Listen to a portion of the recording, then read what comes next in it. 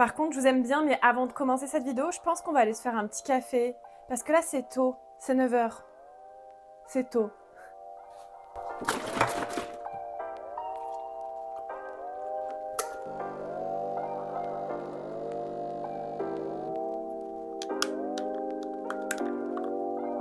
Hello, bienvenue dans cette nouvelle vidéo long format. Je change des contenus TikTok, là où tu peux me suivre d'ailleurs au quotidien. C'est toujours un petit peu compliqué pour moi de faire ce type de vidéo et j'espère que vous me voyez de plus en plus à l'aise. Mais aujourd'hui, je pense que je vais être plus à l'aise parce qu'on va être entre filles.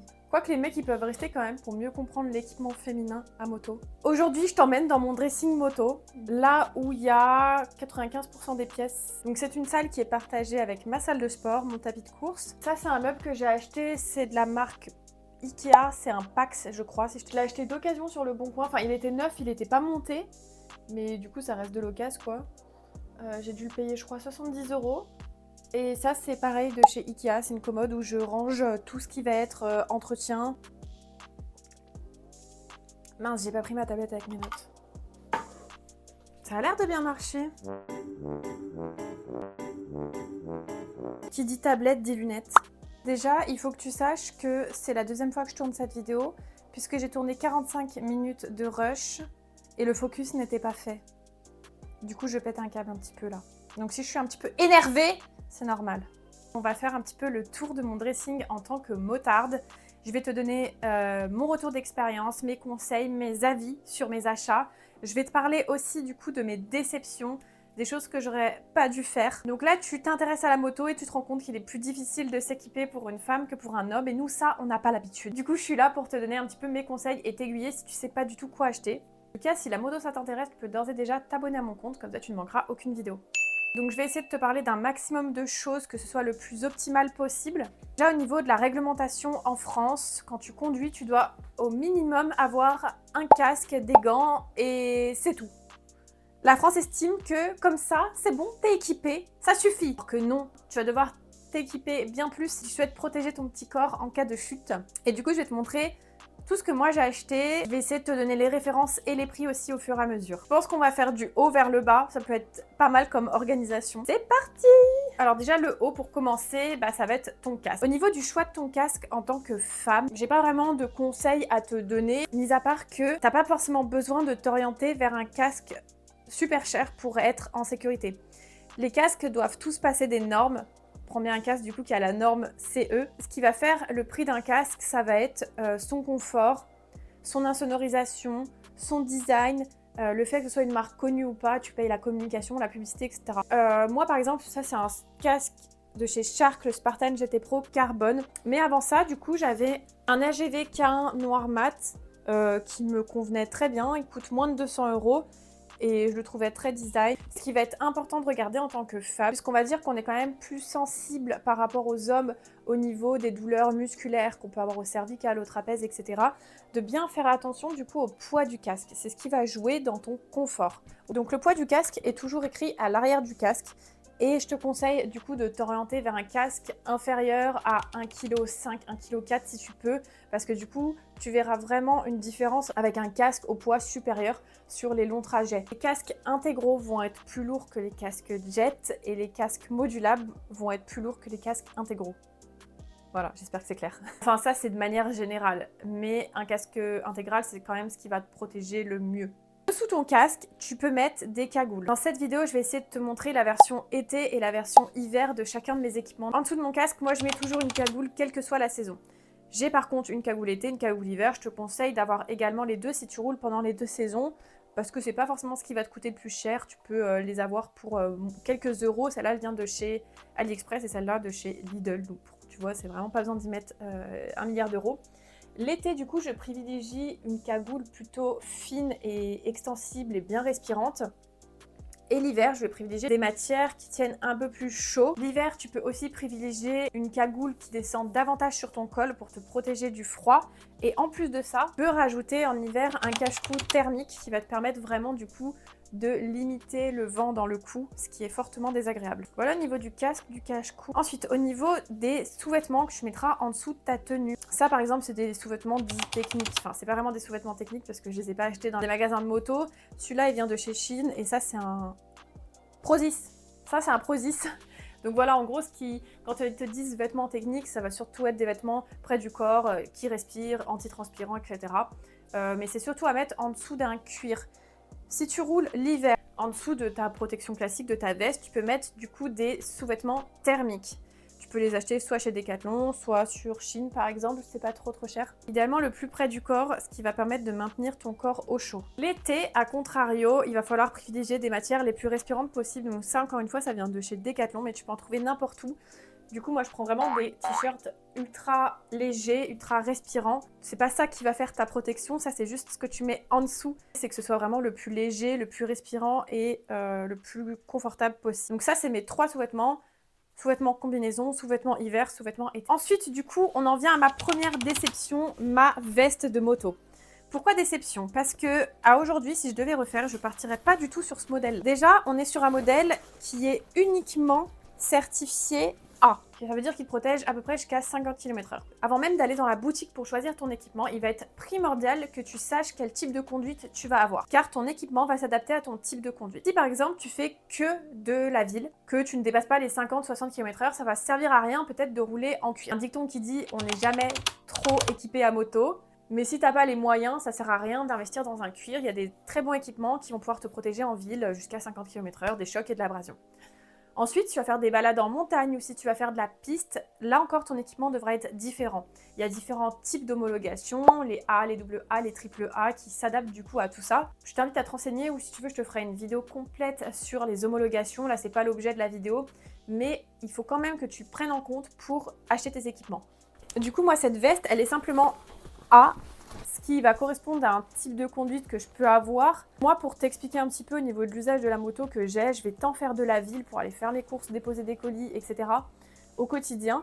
Après, quelques fois par semaine, je vais faire des balades dans des cols et je vais aussi faire de temps en temps de la piste. En fait, au niveau de mon équipement, je suis obligée d'avoir un peu de tout pour s'adapter à chaque type de conduite. Mais du coup, je ne reprendrai pas cette veste parce que je la trouve pas confortable. Je ne peux même pas mettre la doublure thermique, il y a une doublure d'hiver, je ne peux pas la mettre sinon je suis vraiment trop serrée avec les pulls, etc. en dessous. Pourtant, c'est ma taille habituelle. C'est peut-être ma faute aussi, j'aurais dû prendre une taille au-dessus. Mais je la trouve pas agréable. Ce que je te conseille dans l'achat de ta veste, c'est de prendre au minimum une veste déperlante, idéalement imperméable, au cas où si tu te tapes une petite pluie. Là, si je devais vraiment repartir de zéro, je ne prendrais pas cette veste, je prendrais plutôt un sweat déperlant, où je serais vraiment confortable et à l'aise avec une dorsale ou un airbag, minimum AA. Après cette veste elle est très bien, hein, mais je trouve du coup que maintenant il existe des choses bien plus confortables, donc ça effectivement c'est quelque chose que je referai pas.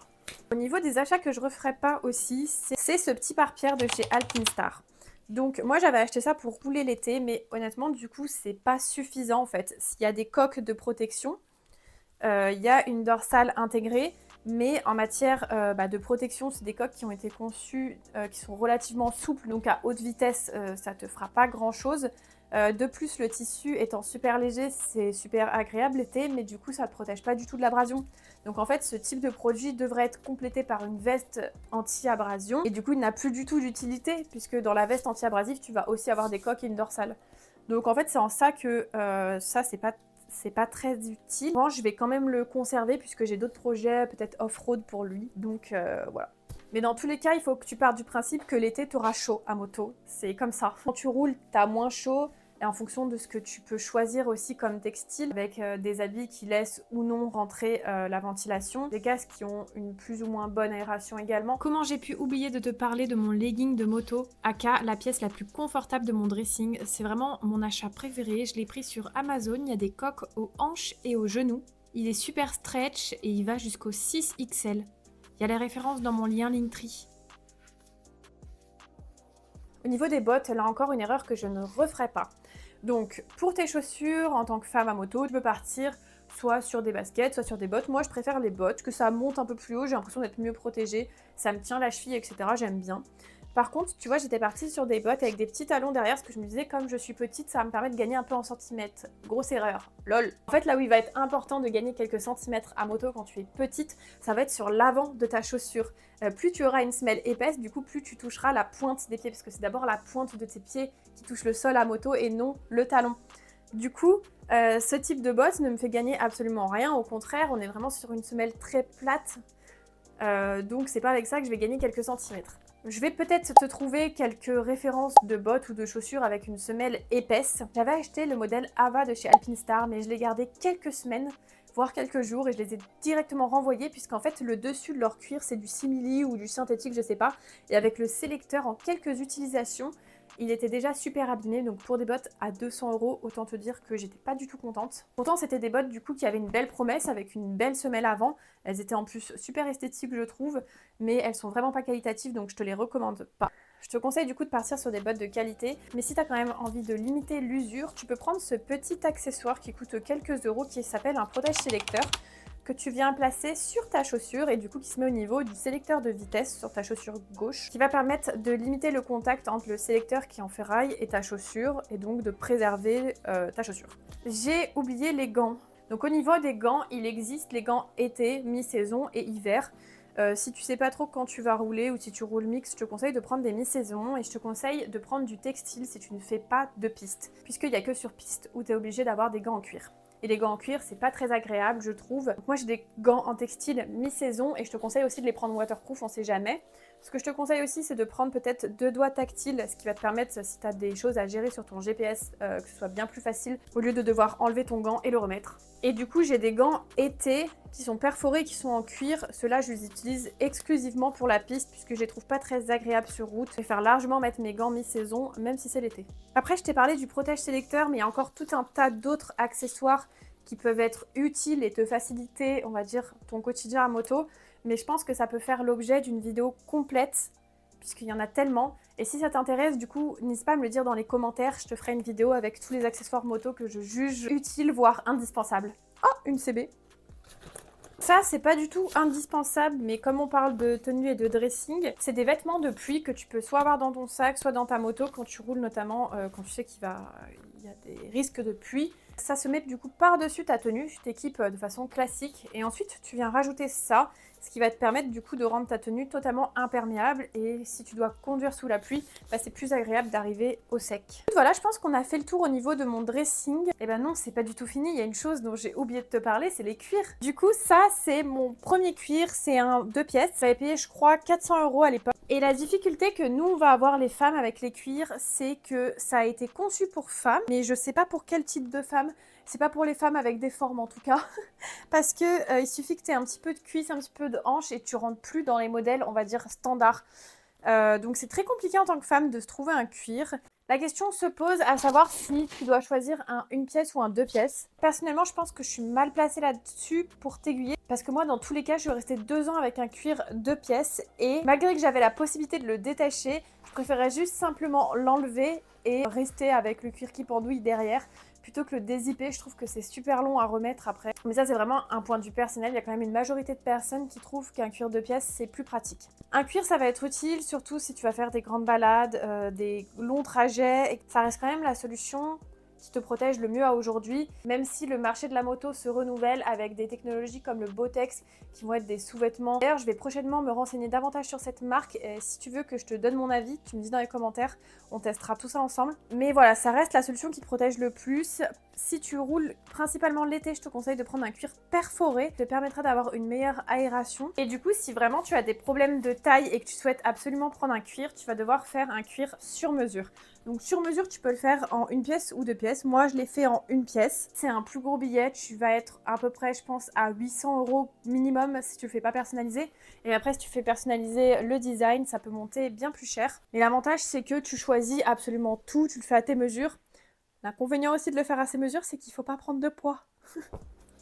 Bon, dans tous les cas, un cuir, faut pas prendre de poids, tu me diras. Niveau confort, le cuir, c'est pas du tout ça. C'est super lourd. Je sais pas combien il pèse celui-là. Allez! Voilà, donc il pèse 5 kg, ressenti 452. Donc si tu veux te sentir protégé, pourquoi pas prendre un cuir. Si tu fais de la piste, obligatoirement prendre un cuir. Et au niveau des prix, bah effectivement, tu peux trouver d'occasion entre 200 et 500 €. Et neuf, peut-être entre 500 et 1000 €. Et vraiment du personnalisé entre 800 et 1200 €, je dirais à peu près. Je voulais te parler aussi du coup de mes futurs achats. Je pense que je vais m'acheter un airbag, que c'est pour moi ce qui vient compléter une tenue. C'est relativement cher, mais relativement important aussi. J'hésite encore sur l'airbag, je vous dirai celui que j'ai choisi si ça vous intéresse. En tout cas, la complexité, c'est qu'il me faut un airbag qui fasse tant route que piste, qui se mette tant par dessous que par dessus mes vêtements. pour pouvoir s'adapter à tous les vêtements que j'ai. Donc effectivement, c'est pas simple au niveau du choix, mais je pense qu'il y en a un qui peut correspondre à ces critères, donc à suivre. Prochain achat aussi, du coup, ce serait une sorte de pull ou gilet déperlant double A, bien confortable, un peu style limite streetwear, mais je m'en fiche, puisque du coup l'été je mettrais que ça avec une dorsale puis mon airbag en dessous. Et l'hiver, je pense que je pourrais du coup mettre une grosse parka par-dessus et être vraiment super au chaud et super confortable, donc ça c'est trop bien. Si t'as des questions, je te laisse me les dire dans les commentaires, j'ai peut-être oublié des choses, sûrement même, parce que c'est la deuxième fois que je tourne cette vidéo. La première fois, il n'y avait pas le focus. Si t'es arrivé jusqu'ici dans cette vidéo, c'est potentiellement qu'elle t'a plu, ou en tout cas qu'elle t'a intéressé, donc n'hésite pas à mettre un petit like en soutien. Promis, ça te coûte 0 €. 0 €. Et ça va pas te demander plus de temps, puisque tu peux le faire en même temps que tu regardes la suite de cette vidéo, genre maintenant. Si le sujet de la moto t'intéresse, tu peux aussi t'abonner à ma chaîne, on parlera de plein d'autres choses, mais de ça en particulier. Si t'as la moindre question, n'hésite pas à me la poser dans les commentaires, j'essaye de répondre un maximum, voire à tout en fait. Tu peux me suivre au quotidien sur TikTok, je poste 2 vidéos par jour, je te mets tous les liens de toute façon dans ma biographie. Je te dis à dimanche prochain pour la prochaine vidéo, et d'ici là, je te fais des gros